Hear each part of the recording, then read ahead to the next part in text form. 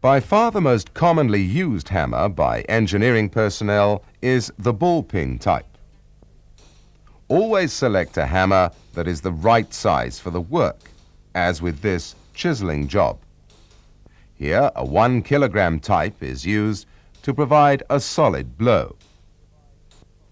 For light tapping work, a machinist's hammer of about 200 grams is sufficient.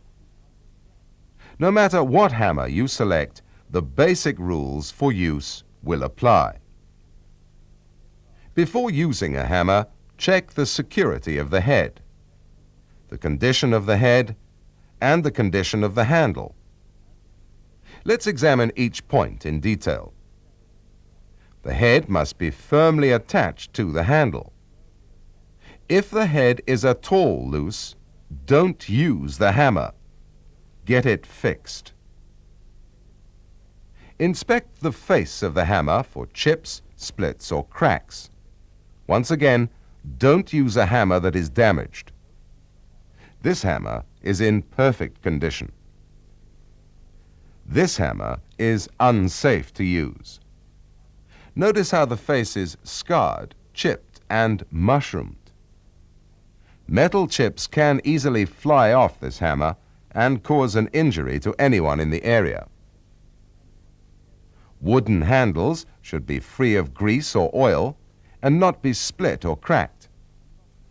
This new handle shows a perfect condition.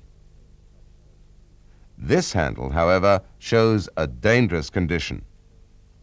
Notice the split and chips, which could result in sudden breaking and injury to your hands.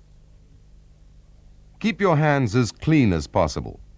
This will reduce the chance of a hammer slipping out of your grasp. For ultimate safety, it is recommended that you protect your eyes whenever using steel hammers, especially when heavy striking is involved. Hold the hammer down toward the end of the handle. This provides the best control and optimum power without causing tiring of your arm muscles. A few short practice swings will help improve your aim. Power is supplied by swinging the hammer in a controlled arc and striking the workpiece, chisel, or drift squarely with the face. The coordination of hands, wrists, and your eyes is the key to successful, painless hammering. For this, you will need some practice. Try this exercise. Use your hammer and hammer some 50mm nails into a thick plank without bending them or without the hammer slipping off.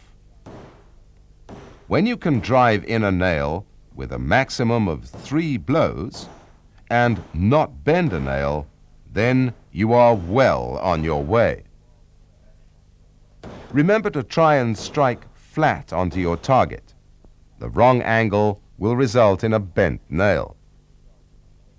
On a chisel, the wrong angle will result in a sore hand.